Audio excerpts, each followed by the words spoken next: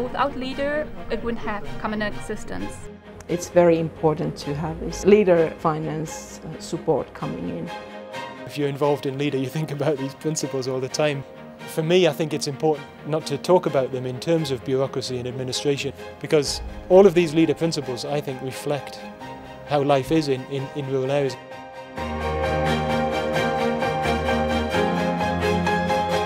They have an idea of their community, of their area-based space. They also have development priorities as well. Leader means a lot to a lot of people. For our communities locally, it means a sport that's unique, a sport that's built around a local community, around an area where I suppose sport doesn't normally come sometimes in terms of developing local community projects.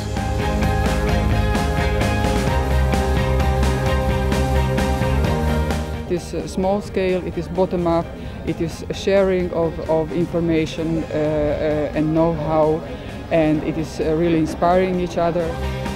The bottom-up approach is very much about people. It's about people power, people's involvement, right from the bottom, from the communities, taking ownership of the process, coming together to identify how best to deal with issues.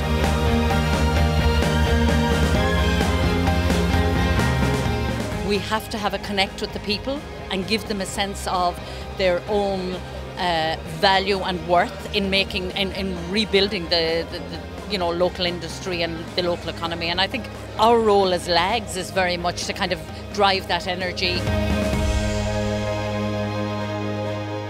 Very often we look at problems from the top down. But when we start looking at it from a different space, from the space from within the community itself, innovation is very often just that spring, just that little bit of a difference that can come from within the community and addressing that issue.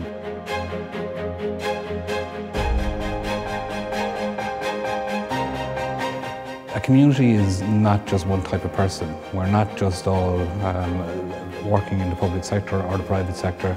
We're not just all housewives or farmers. We are just mixed, and the community is a mix of these people. So when we look at our sectors, our multi-sector approach, it's exactly that.